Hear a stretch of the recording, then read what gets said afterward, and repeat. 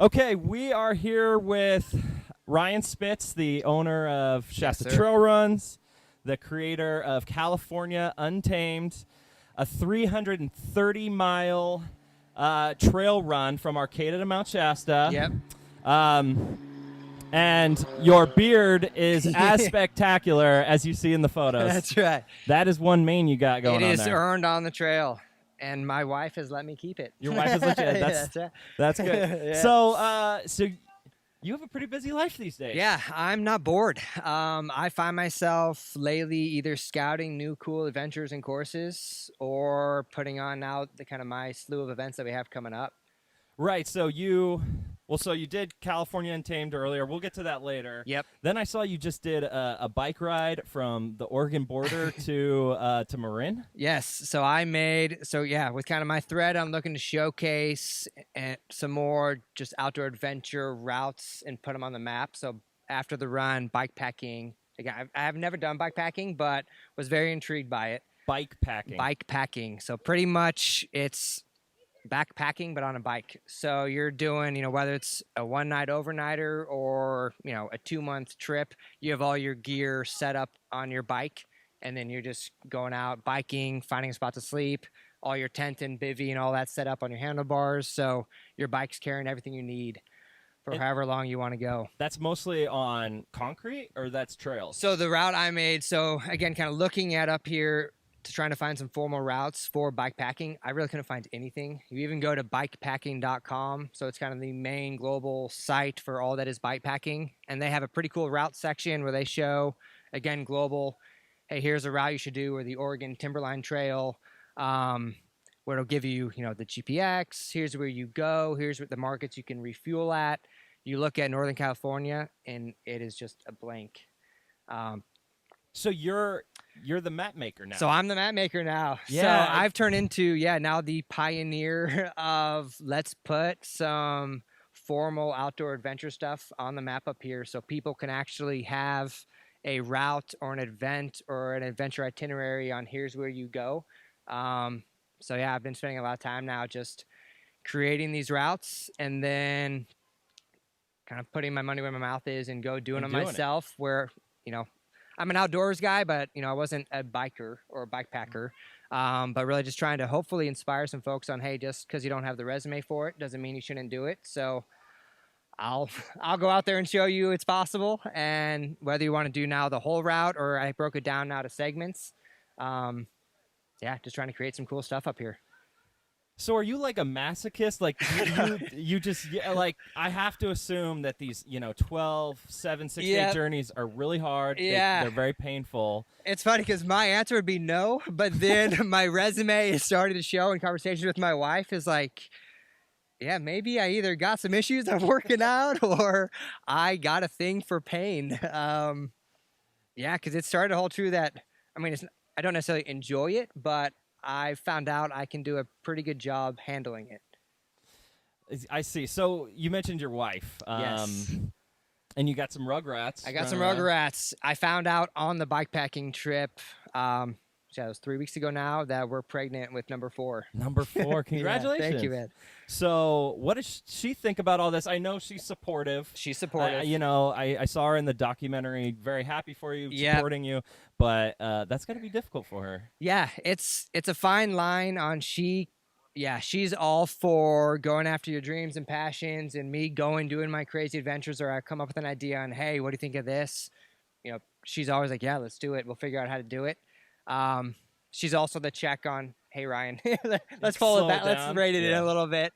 But bless her. She's been the biggest support and advocate for all this stuff. So it lets me dream up all this crazy stuff and then actually take the time to disappear for 2 weeks and go create it and do it. So what's your story? Like, how did you get into this? You came from like corporate America, right? Yep, came from corporate America. So since I graduated college, was always just instantly got into the corporate thing. So I did corporate recruiting, managed team of recruiters, and always did corporate strategy and workforce planning. For Fortune 100 companies. Moved from San Diego, so majority of my time was San Diego, and then probably 2 years now moved from San Diego to Redding. And we thought we were just going to be up here for about a year and then go back to San Diego. And some things changed. That's when we had our third kid. And we just kind of I naively didn't realize there was as much California north of Sacramento Yeah, I as think there a lot of people is. are in the same boat, yeah. So for me, that was kind of my biggest, well, dang, man, like there's so much up here, and any outdoor activity you can do or you want to do, you can do it up here. And then realizing, you know, obviously I've loved what you guys have done for it, but really for me, that's where kind of my passion on, okay, how can I help be an advocate and just showcase to the world what we have up here and help lift the economy up here. You know, knowing between here and the coast, you know, everyone could use some love. And we really it should be much more populated from an economic standpoint, and people moving here, adventure tourism, all that really has no reason why it shouldn't flourish up here. So for me, that's when now it's sort of been one stone after the other on, okay, how can I play a part in doing that? That's amazing. You've only been in Redding for 2 years, because I feel like I've been hearing about you for 5 years. You know, you've really made your mark in a swift way, and I guess that began when you purchased Shasta Trail Runs, right? Yep. So I moved up here. I then met Mark Swanson, so the previous owner, who it was about year 5, year 6 of him building out Shasta Trail Runs. It was like my second week moving here. I reached out to him just trying to figure out, okay, I need to make some friends. Let's get involved. So I reached out to Mark to be like, hey, I'd love to volunteer for a race of yours.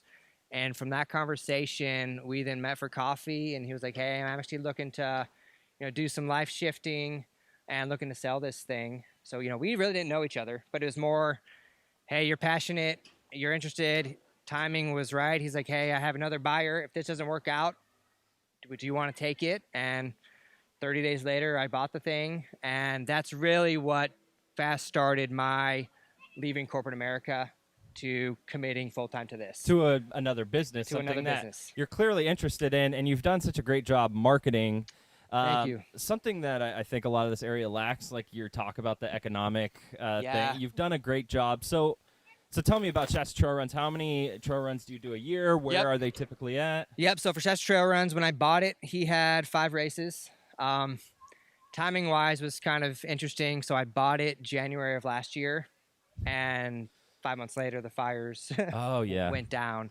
So from that, then the fires burned out majority of my races, because a lot of them took place in Whiskey Town was the stronghold for that. So for me, I knew I wanted to expand it anyway. That was where I really had kind of the moment on, okay, is Shasta Trail Runs, you know, dead for the time being, or kind of lit my fire to expand. So that's where I added Castle Crags to the venue, went up to Mount Shasta. We now relocated a race up to the Great Shasta Rail Trail in McLeod. Right, which again, for me, another hidden gem that I feel like a lot of people don't realize, but it is freaking beautiful. They just developed that, what's it been, 3-4 years? Yeah, and I mean, now it's almost all the way done, being connected from McLeod to Bernie. And then I know it's in plan with the whole Gateway Trail expansion happening up in Mount Shasta, where it'll soon have 100 miles of single track. They're going to connect that once the funding comes, from that to the rail trail. So then it'll just be this whole connector, which eventually will bleed to Lassen. So again, for me, it's like, this is such prime real estate up here that needs to happen. So yeah, I've been able to now get Shasta Trail Runs to 8 races as of today. 8 races every year. Every year. And that's not including California Untamed. And that is not including California Untamed. Yep. So let's talk about this. Yes. This is a big deal. So you just completed 330 miles from Arcata to Mount Shasta in 6 days? 6 days.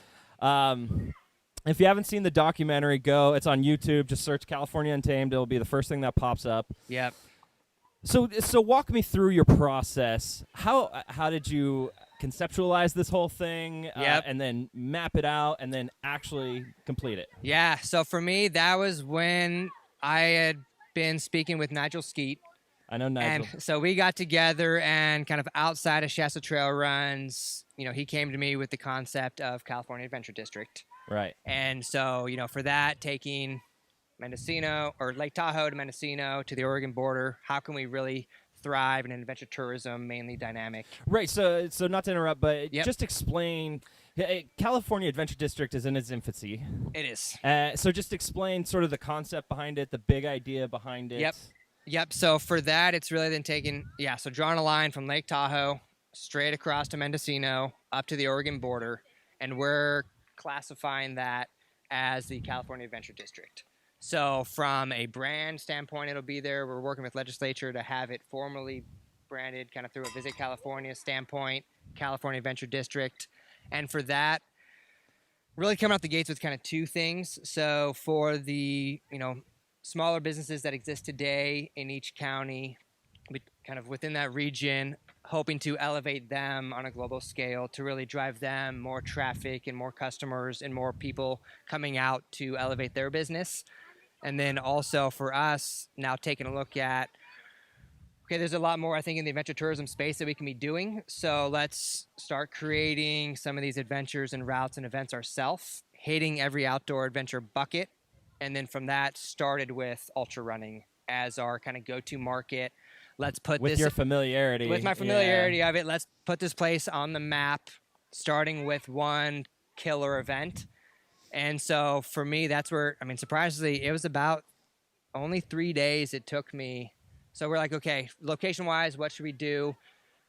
Being able to do something from the coast in the sand to end up in the mountains is a pretty cool, iconic spot. Showcases every bit, like every kind of Northern California that you can see. Yep. So I was like, okay, what's a way that I can pull in multiple counties, multiple districts, and again, multiple kind of just demographics from an outdoor adventure standpoint. And then it was pretty fluid, this route then from Arcata to Mount Shasta, using county roads to get out of it, but then dipping into logging roads, forest roads, single track trail when I could. We're limited by just the wilderness areas. You can't get permits on it. Right. But yeah, it flowed pretty well together, making that route, and came out to 330 miles, which would then make it the longest U.S. continental route in point to point. Point to point, yeah. In America. And that's where then my wife was like, okay, again, kind of authenticity, proof of concept. Aside from just now putting on this event and, scouting it here and there, go run the thing. So I took it on in June. So what surprised you most about it that maybe you hadn't foreseen? Yeah, so I knew, again, I had scouted to an extent as much as I could, just in my like Jeep. Physically or like on your computer? So on my computer and then driving a lot of the forest roads, I didn't really run any of it. And for me, I'd done some 100-mile races, so I knew going into it, physically, this was going to be the biggest feat I'd ever done. So A, can I even do it? And then B, is how the route looks that it should be. A lot of it more just online and satellite images. How's that going to play out?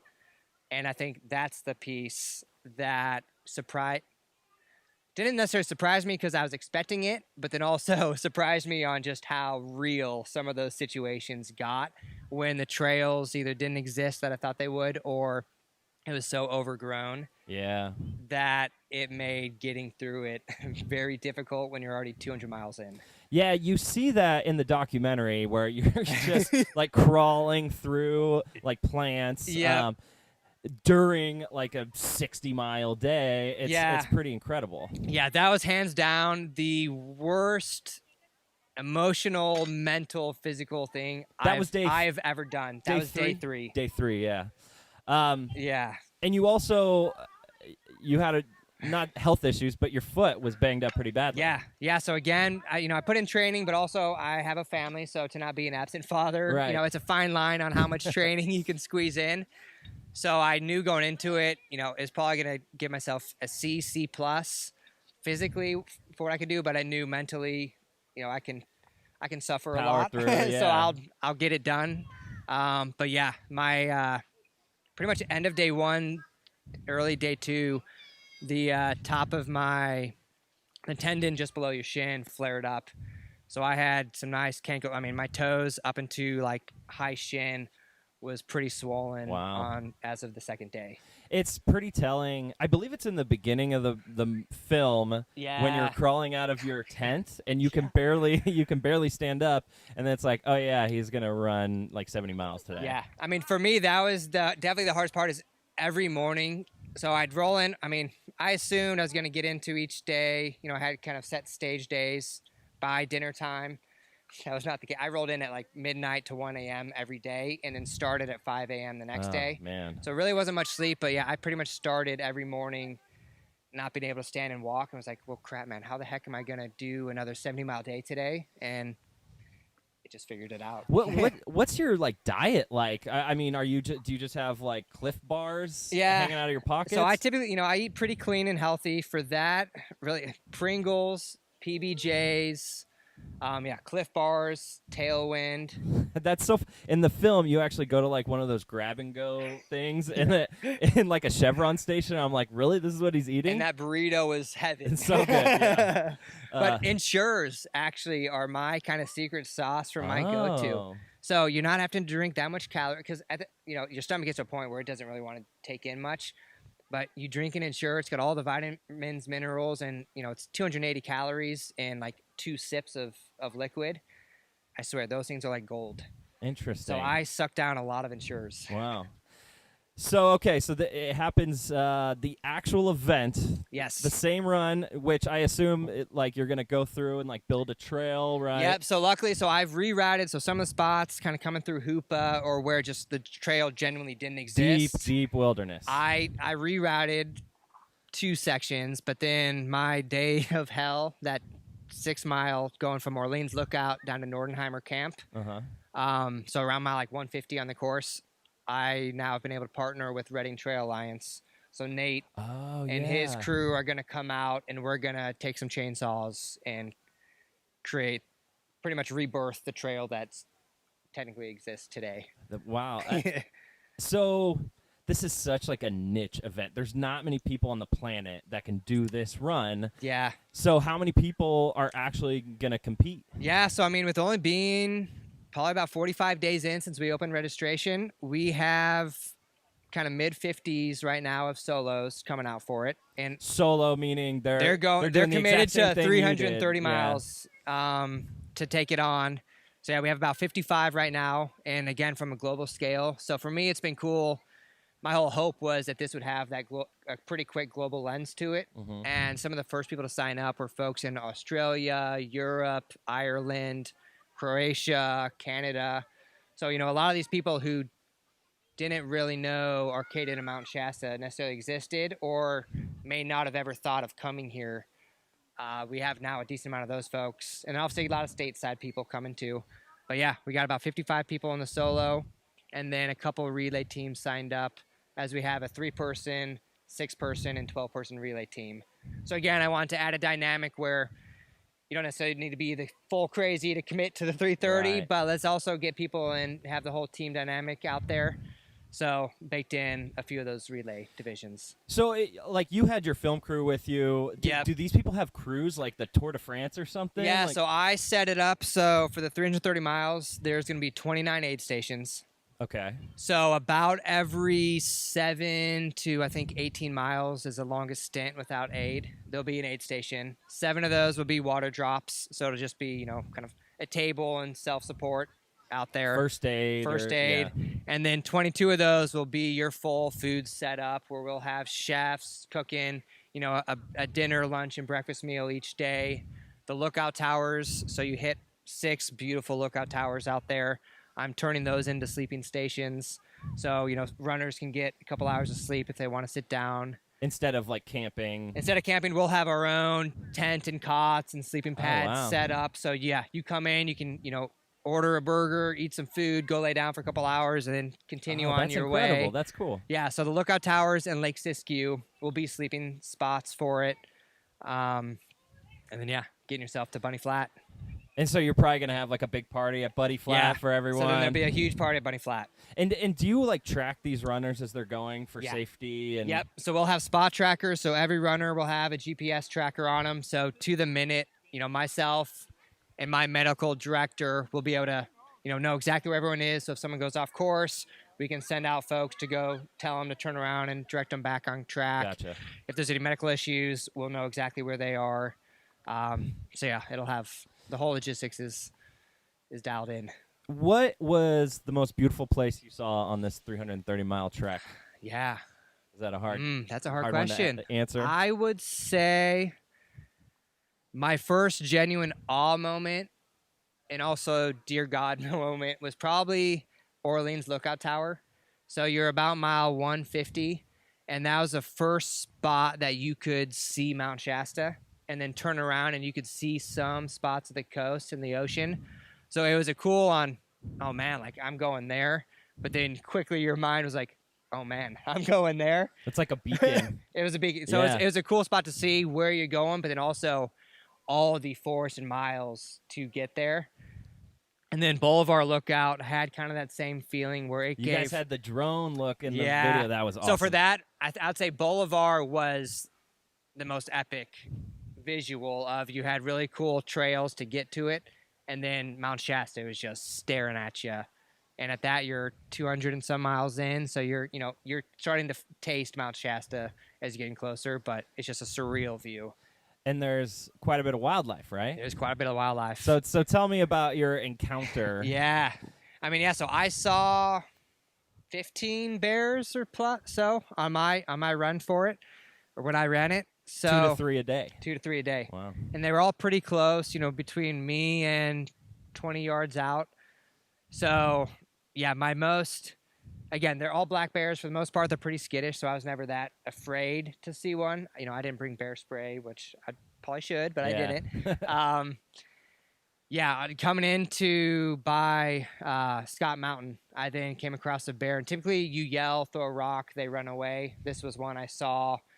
I yelled, it sat down. I yelled again, it laid down and was just staring at me. So I had a moment of, oh man, I'm by myself. I'm super tired. Am I going to fight a bear right now? But yeah, luckily was able to get that one out of the way. But it's cool. You quickly realize you're deep in the backcountry. It's an away game. It's an away game. Yeah, you're on their home turf. Yeah, it's nothing to mess with. So what's your average training like? Like how many miles have you run today? Yeah, so sadly I'm at none. You're at none today? Yeah. Training wise, especially leading up to it, so I'd try to hit between 60 and 100 miles a week, with kind of that 100-mile a week mark being my bigger days. So my staple run leading up to the training for this was I did 100 miles in 4 days. So I did 25 miles each day, and it had to be pretty technical or mountainous terrain that I was on, just to try to beat up the legs as much as I could. And that held up pretty well. Yeah, I noticed during the film that you have like a giant smile on your face the whole time, and you're like not like sweating profusely. And I was like, how is this working out where you just ran 60 miles and it doesn't seem like it at all? Yeah, I mean, for me, that was, I think, one of my surprise moments too. For me, that was like showing the mental state is such a big game changer. On your body can handle more than you think it can, but if your head's not right, it'll take you out of the game. But if you can find a way in the suffering and when it sucks and you're like, I can barely move at all anymore, whole bottom half of my leg is swollen and I can't really go. But if you just realize, hey, look where I am, and just pick your head up. For me, that was kind of the pinnacle moment on, even through the suffering, just enjoy what you're in and you'll be surprised like what you can keep doing. How do you enjoy that? Like, what do you think about obviously you have the views and the wildlife, but what are you thinking about? You thinking about your wife and kids? Yeah, I mean, I'd say it varies on, you definitely have, the wife and kid motivators, kind of your why for why I'm out here. So you really picking a reason for what's worth all this suffering. So for me, knowing I wanted to make a killer event out of it, I wanted to walk away with a film, and I wanted to showcase California Adventure District, that if I would have quit on day 3 when it got, it didn't turn out so well for my body physically, I would have walked away with nothing. And I either would have had to come out here and do it again, which I didn't really want to do, or I just got to figure it out and get to Mount Shasta. So for me, that was my biggest anchor on knowing, okay, I got some pretty heavy purposes that this needs to happen for these to then happen. That's really what for me mentally carried me through it. So you're in really good shape, but I assume that there's elite runners out there that are better than you. Yep. So you did it in 6 days. I did in 6 days. What do you think? Like the number one person going through there, what day do you think they might be able to finish? That's why, to that point, I'm ecstatic to get some of the top athletes out here for it. Just knowing, I was happy with what I did, but knowing there's people who are a lot crazier and a lot more faster than I am.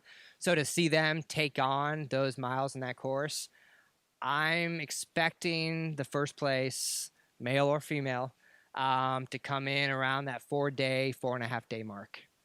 4 day. That's like 100 miles a day. Yeah, you're hammering it. But again, there's those folks are out there, and they've proven it with a lot of the European races, or Michael McKnight, who just smoked the Triple Crown, the 200s, the Bigfoot 200, Tahoe 200, and Moab 240, where between those 3 races, he slept for 30 minutes total. The guy's an animal. So he's hopefully going to be able to come out for it if he doesn't have other commitments. But yeah, I wouldn't be surprised to see early day 4 someone crossing that finish line. That's amazing. Yeah. And in your documentary, you guys are showcasing it at a couple places, right? Like some film festivals? Yeah, so we did some film festivals. We're working with some others up in Oregon, out in Austin. We do have the full version on YouTube currently.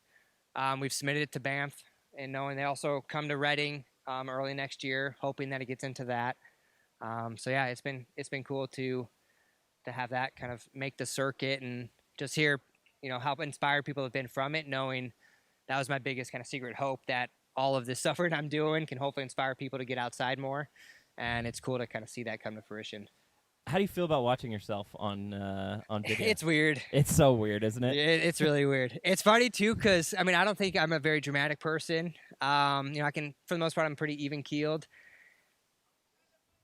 What I felt that day 3 coming in after that 10 hours of bushwhacking to only go like 5 miles, it seemed a lot worse, or I thought I was like crying way more than like seeing the video. Obviously, it still was emotional, but yeah, it's a weird feeling seeing yourself on screen.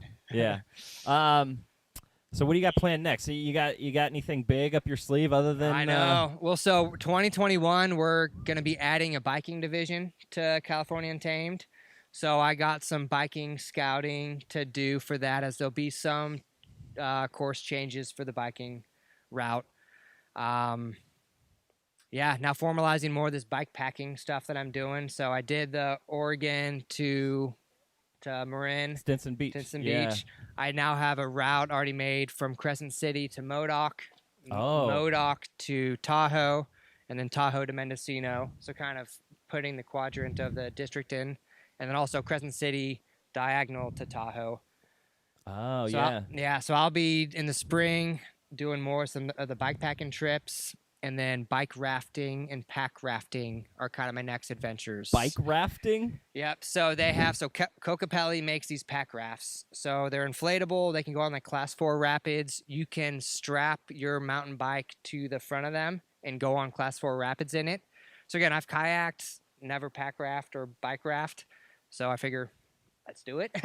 Wow. So I'm going to be pack rafting the entire Sac River from Mount Shasta to San Francisco Bay in the spring. What? Yep.